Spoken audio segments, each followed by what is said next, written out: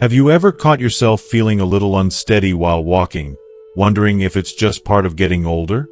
I used to think the same way. It's something we all have to accept, right? But honestly, I was surprised to learn that many of the struggles with balance and confidence in our feet come from simple walking habits we don't even realize we're doing. I remember those days when I'd glance down at the sidewalk, shuffling my steps, convinced I was being careful, but really, I was setting myself up for trouble. It's a quiet kind of frustration, one that many of us share but rarely talk about. Here's the good news. You don't have to accept feeling shaky or fearful every time you take a step. There are gentle, easy changes you can make that help you regain control, stand taller, and walk with confidence again. Small shifts in how you move can surprise you with how much stronger and steadier you feel. It's not about rushing or pushing yourself too hard. It's about reconnecting with your body's natural rhythm in a way that feels good and safe. So, as you watch, think about your walking habits. Which ones might be holding you back? And remember, you deserve to live fully, with strength and joy in every step you take. What's one thing you already do to keep moving confidently? I'd love to hear your thoughts below. If you are not subscribed, subscribe and activate the notification bell so you don't miss any videos.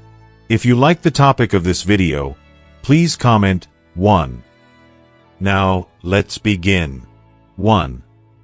Walking with your head down. I never thought much about how I walked when I was younger.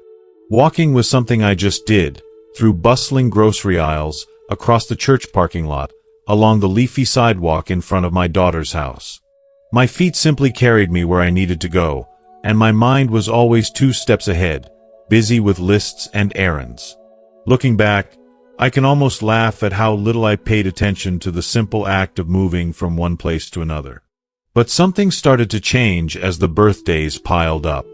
It wasn't sudden, but I noticed it creeping in somewhere in my 60s, a little more caution, a little more hesitancy.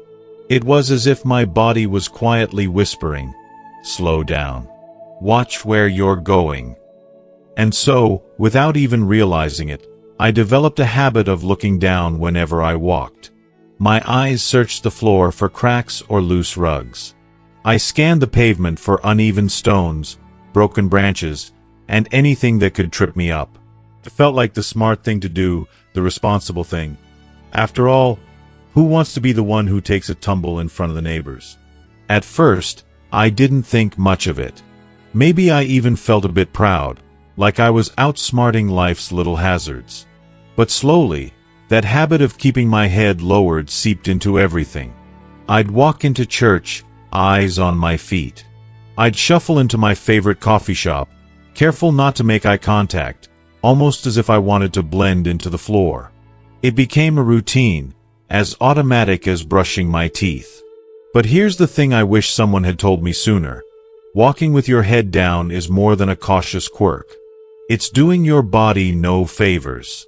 When you tilt your head forward, it throws your whole balance off. I never realized it, but our heads are surprisingly heavy, like a bowling ball perched on top of our spine. When it's out of alignment, your center of gravity shifts forward.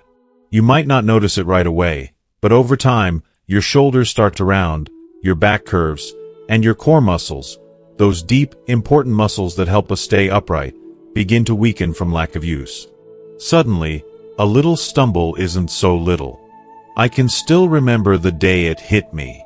I was walking through the living room, my grandkids' toys scattered all over the carpet, and as I moved, eyes glued to the ground, I caught my foot on a plastic fire truck. Down I went, not hard, but hard enough to bruise my pride. The kids rushed over, asking if I was okay, and I laughed it off. But later that night, as I sat in bed with an ice pack on my ankle, I couldn't shake the feeling that maybe this wasn't just bad luck. I decided to mention it to my doctor at my next checkup, expecting nothing more than the usual reminder to be careful. But instead, she surprised me. "Do you know that looking down while walking can make you more likely to fall?" she asked. I shook my head, a little embarrassed. She explained how posture and balance are deeply connected. When you look down, you aren't just seeing the floor, you're sending a message to your body. Brace yourself, danger ahead. It makes your steps hesitant, your breathing shallow, and your confidence smaller. That struck a nerve. I realized I'd been walking like someone who expected to trip at any moment. And the worst part? I was shrinking into myself, not just physically, but emotionally. When you walk through the world with your head down, you miss so much. You miss smiles from neighbors, the way the sunlight catches in the trees, and the warmth in people's eyes as you pass by. It's like living life in black and white when you can see everything in full color. So I started to practice something new. Each morning, before my first cup of coffee, I'd stand by the window and remind myself, chin up, shoulders back, look at the world. It felt strange at first, almost awkward. My body wanted to slip back into old habits, but I persisted. On my walks, I consciously lifted my gaze, scanned the horizon, and noticed the world around me. I waved to the mailman. I said hello to the young mom down the street with her stroller. I watched the leaves flutter in the breeze and noticed how much brighter the world seemed. I wish I could say it was an overnight transformation, but the truth is, old habits die hard. There were still times I'd catch myself looking at my shoes, especially on days when I was tired or feeling uncertain. But slowly, something shifted inside me. With my head up, I felt taller, more grounded, more like the person I remembered being before all the caution crept in. My posture improved. My back didn't ache as much. I started taking deeper breaths, filling my lungs with crisp morning air instead of short, shallow sips. It wasn't just physical, either. There's a quiet kind of power in meeting the world head-on. I began to feel more present, more capable. I found myself taking longer walks, venturing a little farther from home, and feeling a growing sense of independence I hadn't felt in years. The world felt less intimidating, and I felt less invisible. There's another side to all of this too, something I only realized after talking to other women my age. Walking with your head down doesn't just affect your balance. It changes how people see you and how you see yourself. When we move through the world looking small, the world starts to treat us that way. But when you lift your head, you send a message, I'm still here. I'm still strong. I have a place in this world, and I'm not done yet. Of course, it's not about ignoring real hazards. Life has its cracks and loose rugs, and there's no shame in being careful. But there's a difference between moving with awareness and living in fear. By lifting your gaze, you train your body and your mind to move with confidence. You begin to trust your instincts again, to believe that you can handle what comes your way. If you've noticed yourself looking down more often these days, I hope you'll try this simple shift. Next time you head out for a walk, even if it's just to the mailbox, pause for a moment. Take a breath. Raise your chin. Let your eyes take in the world. Notice the birds, the way the sun feels on your face, and the sound of laughter drifting down the block. Walk with intention, with presence, with the quiet courage that comes from years of experience. And remember, it's never too late to change. Our bodies are remarkably adaptable, even as we get older. Each step you take with your head up is a step toward better balance, better health, and a fuller, more connected life. You may even inspire someone else to do the same, a friend, a neighbor, a grandchild watching from the window. We spend so much of our lives looking after others, worrying about what could go wrong, and preparing for the next problem. But sometimes the answer is as simple as lifting your eyes and letting the world back in. You deserve that. You deserve to walk through life feeling steady, confident, and seen. So the next time you catch yourself staring at the ground, give yourself a gentle reminder. The world is still out there, waiting for you to look up and be part of it. You're not just walking, you're moving forward, one confident step at a time. 2. Taking short, shuffling steps. If you are still watching this video and find these lessons useful, please comment one below to let me know that you are still here with me. If I'm honest, there was a time in my early 70s when I thought I was doing everything right by taking smaller steps. I'd watched friends and even my mother, years before, shuffle across kitchen floors, feet barely leaving the ground. There's a certain caution that sneaks up on you after a few close calls, or after you've heard one too many stories about a neighbor who tripped over the edge of a rug or caught their toe on a stair. The instinct is simple. Keep your steps tiny and close together, and maybe, just maybe, you'll be safe from falling. I started doing it without thinking. Trips to the bathroom in the middle of the night, walking out to check the mailbox, and quick dashes across the grocery store. My stride got shorter and shorter. It felt safer to hug the ground, to shuffle instead of lifting my feet.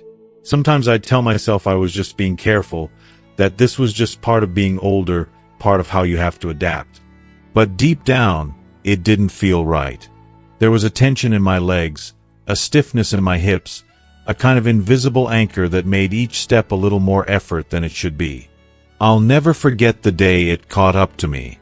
I was walking down the frozen food aisle, focused on picking the right bag of peas when suddenly the tip of my shoe grazed a mat on the floor.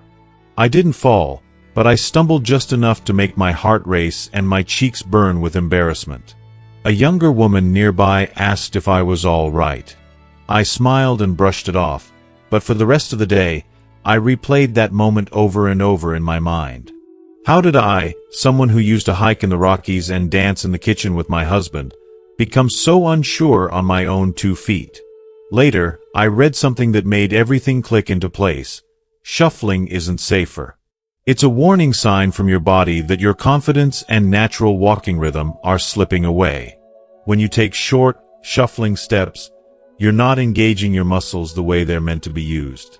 Your knees stay stiff, your hips barely move, and your feet drag rather than stride.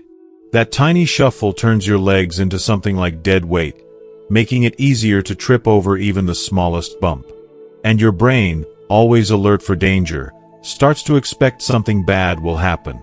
It's a cycle that feeds itself. The more tentative your steps, the less confident you feel. The less confident you feel, the more tentative your steps become. Pretty soon, you're not walking, you're inching forward, afraid of what might be waiting around the corner. All the while, your muscles are quietly growing weaker, your joints getting tighter, and your sense of balance fading a little each day. I realized I had a choice. I could keep shrinking my steps until I was barely moving at all, or I could try to reclaim the natural rhythm my body had known for decades. It wasn't easy at first. That first week, I made a promise to myself. Every morning, as I walked down the hallway to make coffee, I would focus on taking fuller steps. Nothing exaggerated, just letting my heel strike the ground, letting the rest of my foot roll forward to the toe, and then gently pushing off. Heel to toe, heel to toe. At first, my legs felt like rusty hinges. The movement was awkward, almost mechanical, as if I had to retrain muscles that had gone dormant. But I kept at it. I would say, quietly to myself, heel to toe, heel to toe. I paid attention to how my hips moved, letting them sway ever so slightly, loosening up muscles that had grown tight with years of cautious shuffling. Soon, something wonderful happened. My steps grew longer and smoother. I started to feel the natural springiness return to my stride, the way my whole body seemed to work together. Legs, hips, back, even my arms swinging gently at my sides. It felt like coming home to myself, a quiet sort of victory every time I walked from the bedroom to the kitchen without shuffling.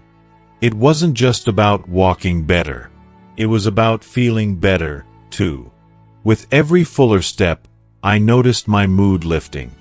I felt less fragile, less old, less like someone who had to tiptoe through her own life.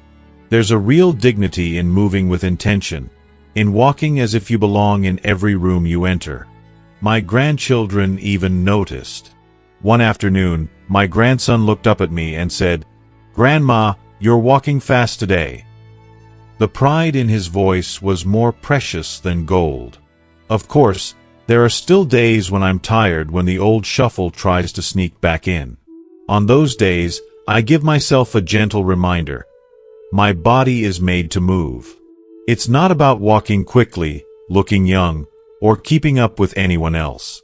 It's about trusting my legs, about letting myself take up space, about remembering that each step is an act of hope. The world may want to make us smaller as we get older, but we don't have to help it along. And I learned something else, too. Taking fuller steps isn't about ignoring danger, it's about preparing for it. When you use your muscles and joints the way they're meant to work, you're building strength with every step.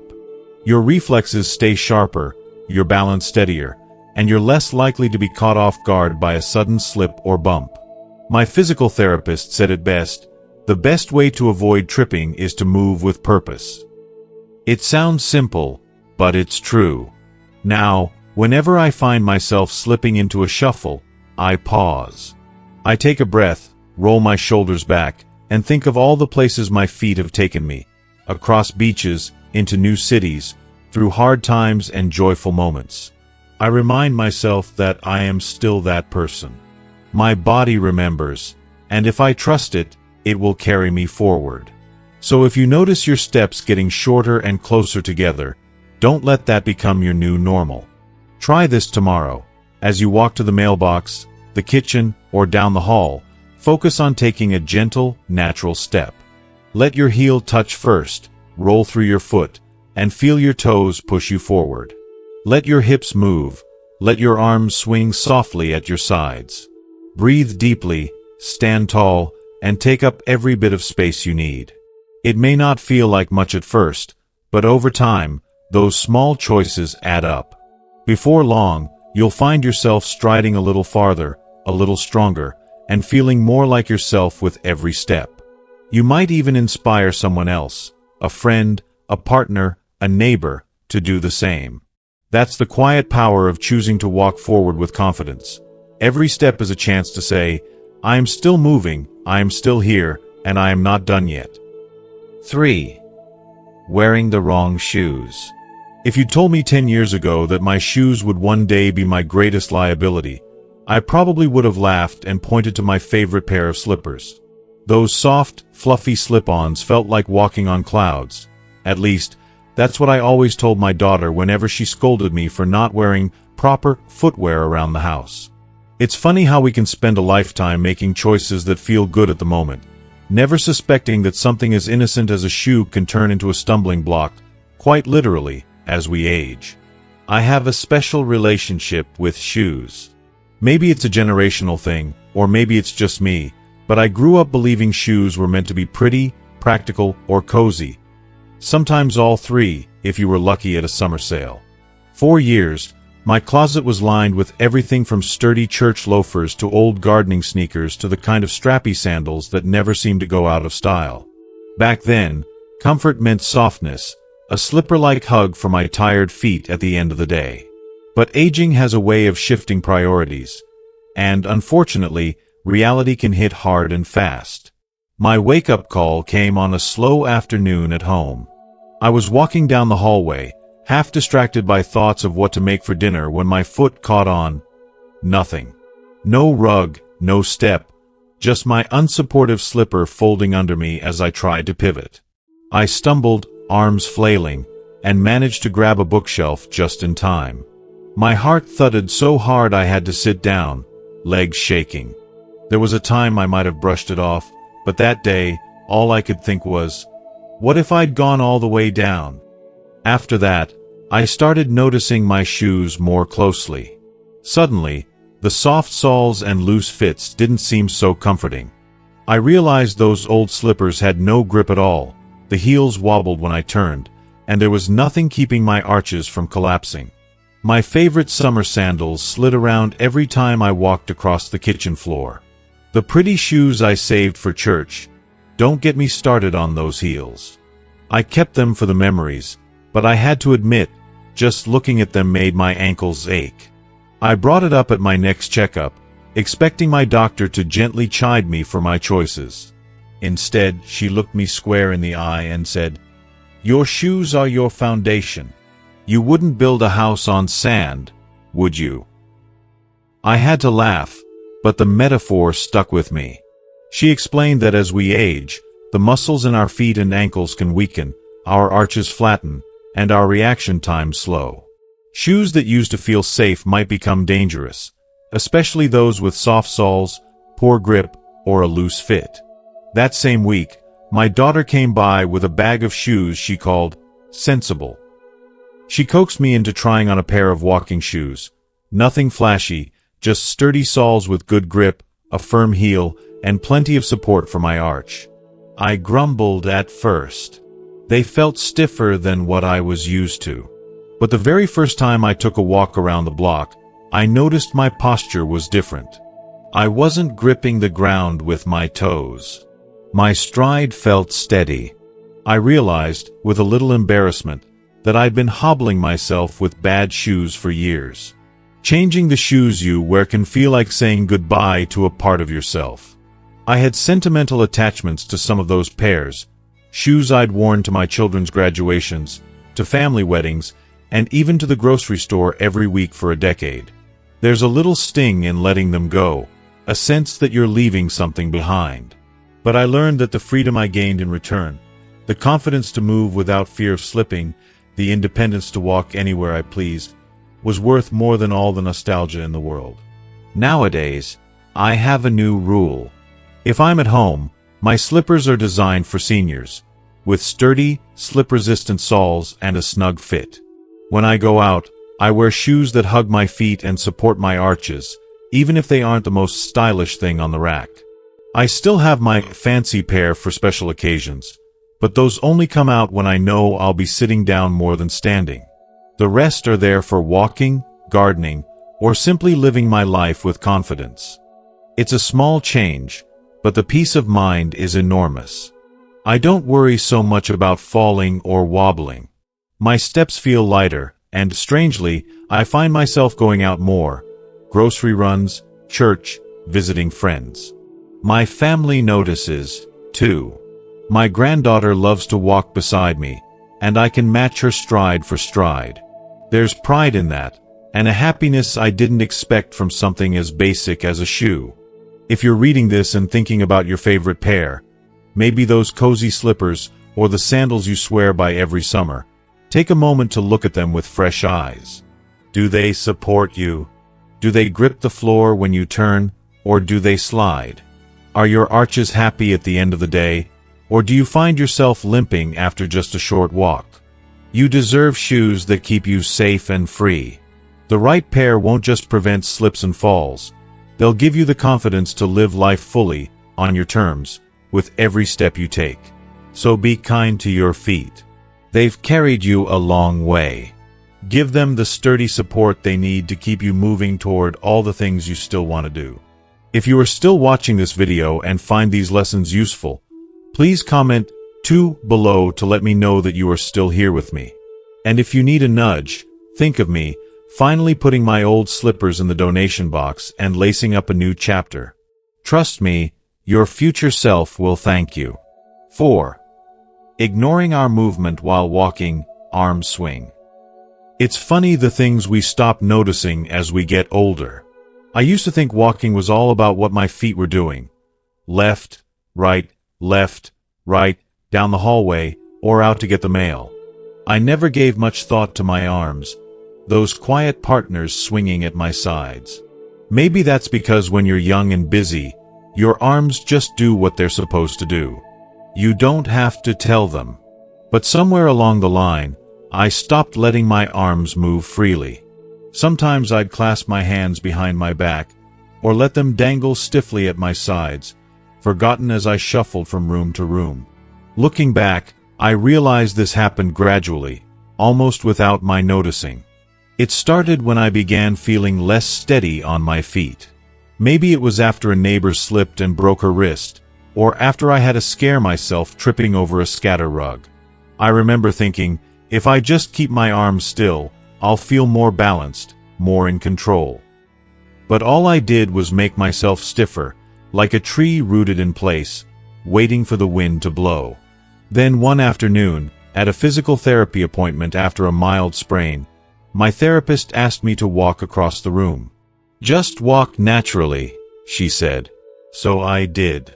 But halfway across, she stopped me with a gentle smile. "Where are your arms?" she asked, as if I'd left them behind on the chair. I chuckled and shrugged, feeling a little foolish. She explained that our arms are part of our balance system, not just useless baggage tagging along for the ride.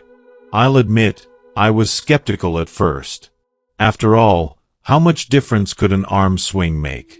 But she had me try it.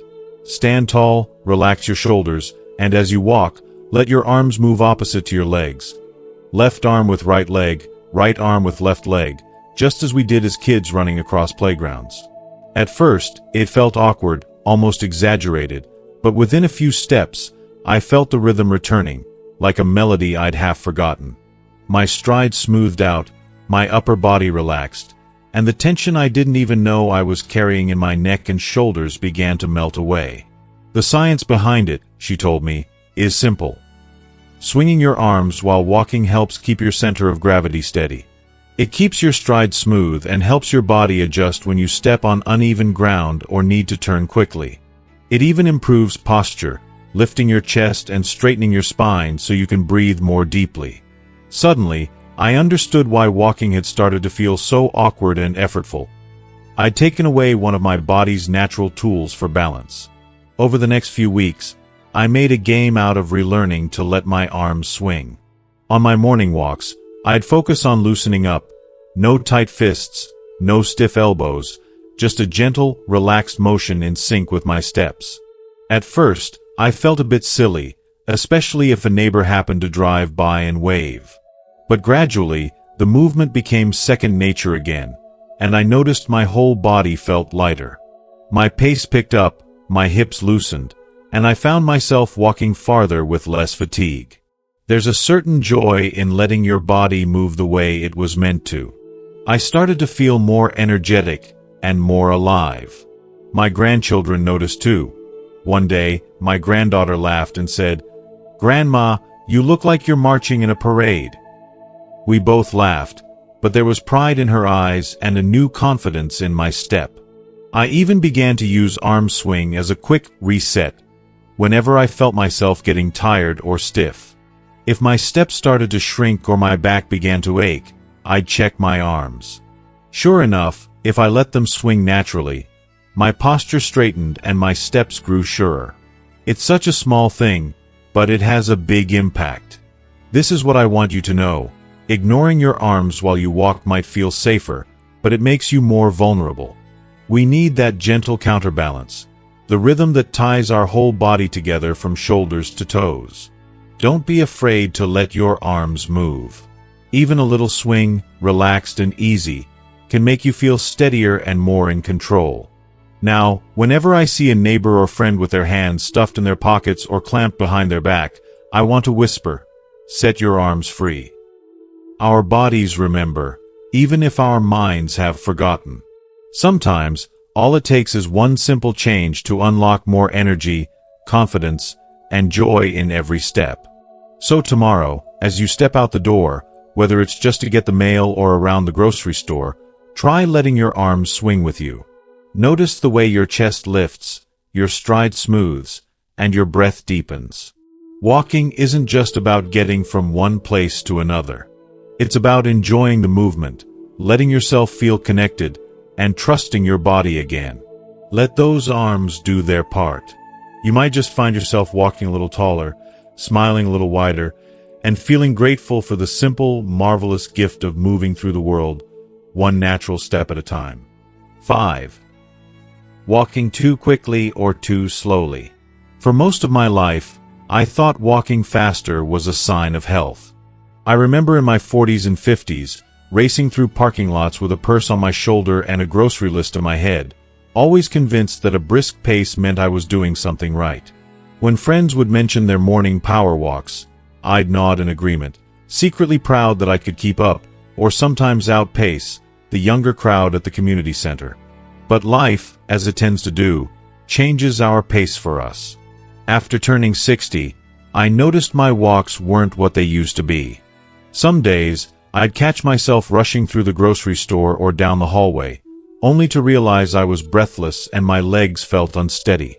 On other days, especially when my knees were acting up or I felt unsure of my footing, I'd slow to a crawl, shuffling carefully, feeling every inch of the floor beneath me. I told myself both approaches were just fine, that as long as I was moving, I was winning. It wasn't until I nearly lost my balance hurrying to answer the phone one afternoon that I began to wonder if my speed strategy was working against me. There I was, rushing with the confidence of my younger self, but my body simply wasn't prepared to keep up. My foot caught on the carpet, and I wobbled just enough to make my heart skip. I caught myself, thankfully, but the scare lingered. That evening, as I sipped tea at the kitchen table, I started to question whether fast was better. Then there were the slow days. On those mornings when I felt tired, anxious, or just a little less sure, my stride would shrink. My feet would barely leave the ground, and each step felt careful. Sometimes, I'd drag my heels, feeling as if I was pulling a heavy cart behind me. Ironically, this slow-motion shuffle didn't make me feel safer. It made my joints ache, and my confidence slip further away. It wasn't until a physical therapist gently pointed out that neither extreme, walking too quickly or too slowly, was good for me that I truly understood. Your body loves rhythm, she told me, not racing, not crawling. Find your natural pace, the one where you can walk and talk, where your muscles are working but you're not out of breath. That advice felt like a revelation.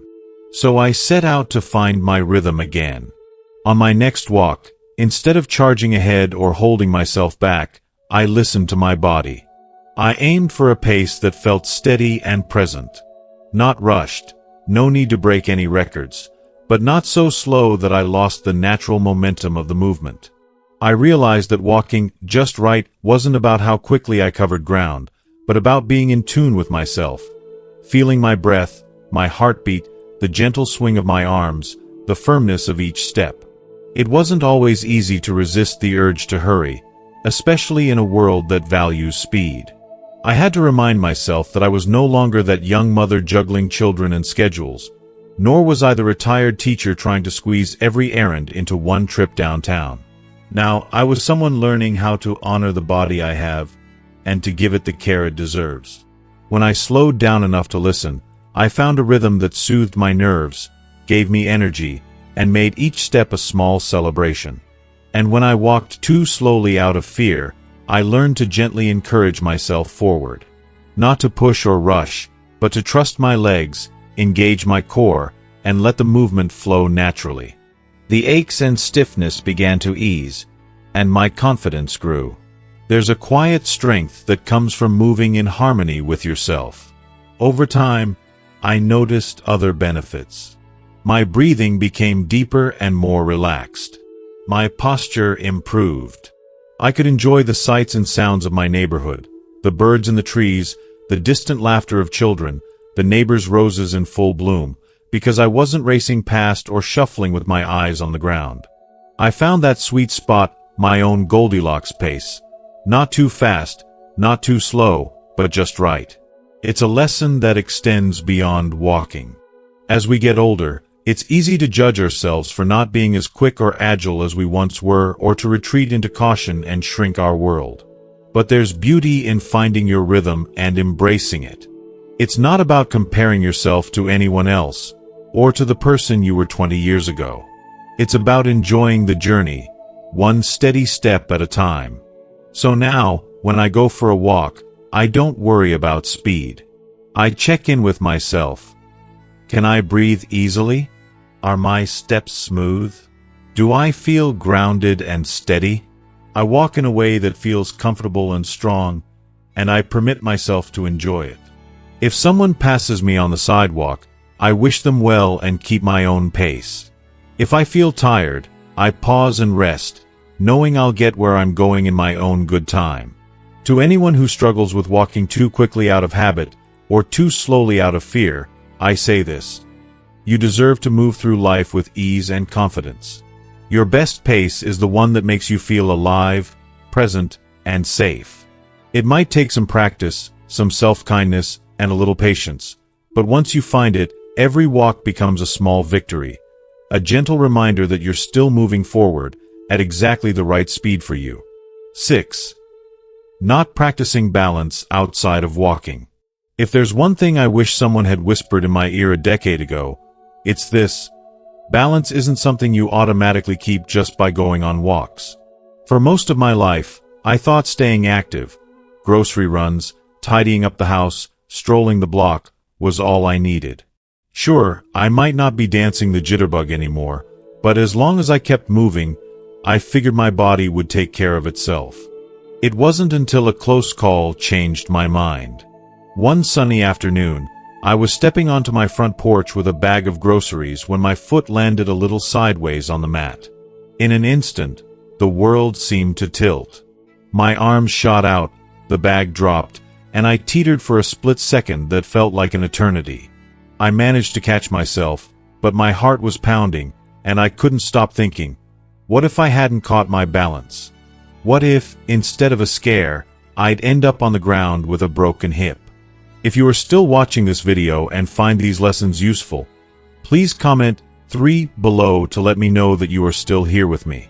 That's the moment I realized walking alone doesn't challenge our balance, at least not the way our bodies need as we get older. When I was younger, balance was second nature, a flick of the wrist, a twist to reach for the top shelf, hopping off a curb without a second thought. But over the years, something quietly shifted. I noticed my reflexes slowing, my steps becoming more cautious. I was careful on stairs, nervous when turning around quickly, and uneasy whenever I had to bend or reach. A little research, and a gentle nudge from my doctor, opened my eyes. She explained how balance is a skill, much like strength or flexibility. If we don't practice it, we start to lose it. Our bodies forget how to react to life's surprises: a wobbly sidewalk, a rogue grandchild dashing underfoot, even that sneaky shoe left out of place. Just walking, even if you do it every day, mostly keeps you in a straight line. Life, on the other hand, likes to throw us curves. I started with something small, standing on one foot while brushing my teeth. The first time, I wobbled so much that I nearly spit toothpaste everywhere. But I laughed, steadied myself on the counter, and tried again. Each day, I noticed a tiny bit of progress, a second longer on one foot, a little less swaying.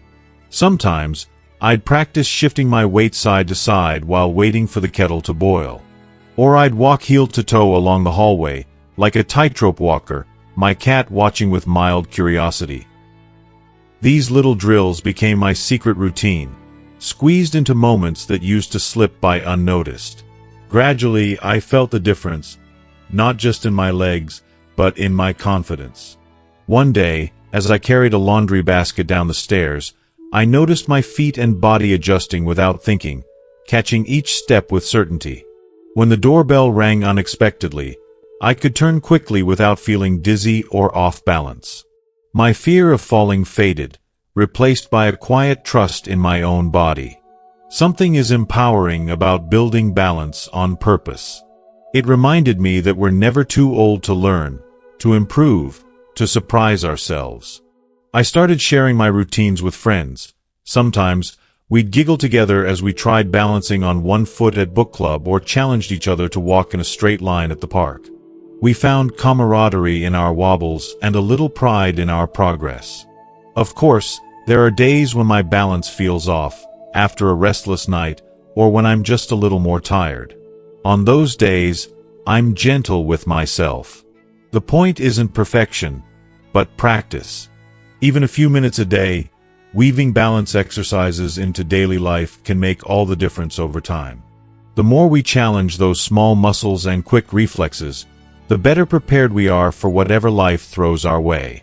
Now, I look at balance as a gift I can give myself. It's not about being able to leap and spin like a child. It's about moving through my home and my world with confidence, knowing that if something unexpected happens, I'm ready. It's about making sure I can keep reaching for books on the top shelf, chasing after grandkids, or simply enjoying a walk on an uneven trail without fear. So if you, like me, thought walking was enough, Consider this a gentle nudge. Try balancing on one foot while brushing your teeth, or walk a straight line as if you're on a balance beam. Find the small, daily moments where you can add a challenge. Just a few seconds here and there. It's not about being perfect. It's about getting stronger, steadier, and braver with each step. You've spent a lifetime overcoming obstacles, caring for others, and moving forward through every storm.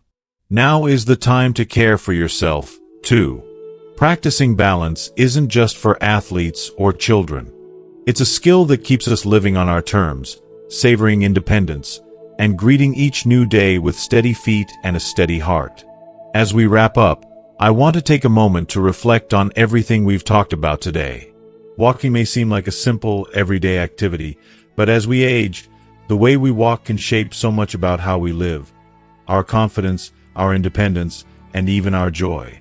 I've shared with you the little habits that might be holding you back. Looking down too much, shuffling your steps, wearing the wrong shoes, forgetting about your arms, rushing or crawling too slowly, and missing out on balance exercises beyond just walking. These aren't just small details. They're pieces of a bigger puzzle that can help you move through your days with steadiness and strength. I want you to know that change is possible. You're not stuck with these habits, and it's never too late to start making simple adjustments. Whether it's lifting your chin, taking fuller steps, choosing supportive shoes, swinging your arms freely, finding your comfortable pace, or practicing balance exercises, every small effort adds up. I've seen it in my own life and in the lives of so many friends who've taken these steps and reclaimed their confidence on their feet. Remember, you deserve to live a life where you feel safe and capable, where each step is a step forward. Not just physically, but emotionally too. So I invite you to take one thing from today's conversation and bring it into your daily routine. Maybe it's trying on a new pair of shoes, standing tall a little more often, or simply letting your arms swing as you walk down the block. You have a story worth walking strong through. Keep moving, keep believing in yourself, and know that you're not alone on this journey. If you found this video helpful, please share your thoughts below. What's one change you're inspired to make? And don't forget to like, share, and subscribe for more tips to help you live well and walk confidently every day.